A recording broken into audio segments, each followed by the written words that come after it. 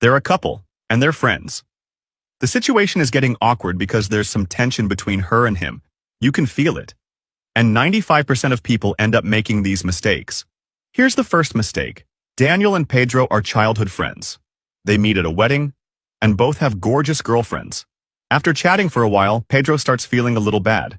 He can't stop thinking that Daniel's girlfriend seems better than his. She's cheerful, pays attention to what Pedro is saying, is helpful by bringing drinks for everyone, and is super affectionate with Daniel. The funny thing is, Daniel secretly thinks the same about Pedro's girlfriend. Not exactly the same, but he does feel Pedro's girlfriend has amazing qualities his own girlfriend doesn't.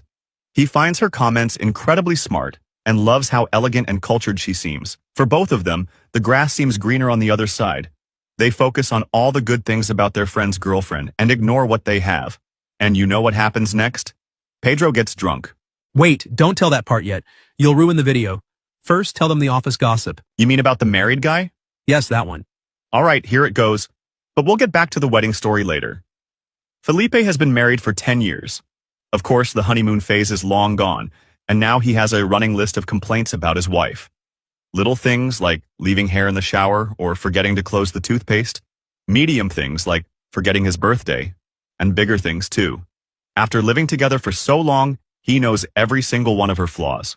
Meanwhile, there's a new coworker at his office who's incredibly sweet. She often brings him small gifts like donuts or coffee, asks him how he slept, and stays late to help when needed. She's always cheerful, well-dressed, and young. Felipe can't help but compare her short list of good traits to the long list of complaints he has about his wife.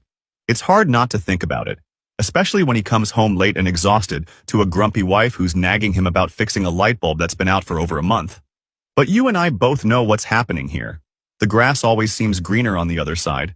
If Felipe made the mistake of leaving his wife to start something with his coworker, you and I know how it would end. 9 out of 10 times, the same thing happens. Soon, he'd realize this perfect person has her own flaws, just as big or even bigger than his wife's. Then he'd regret leaving someone who was there for him through thick and thin for 10 years. This is how the mind works. We see all the good in what we don't have and all the bad in what we do have. It's a bias. Pay attention to that. It's important. Here's a sad example. Roberto was estranged from his father for the last 10 years of his life. When his father died unexpectedly, Roberto couldn't stop thinking about all the good moments they shared and his dad's great qualities. Now, he can't forgive himself for wasting the years they could have spent together. All right, enough with the sad tone. Let's get back to the wedding drama. As the night goes on and the drinks keep flowing, Pedro tells Daniel, "Hey, I just wanted to say, your girlfriend is amazing. She's cheerful, attentive, and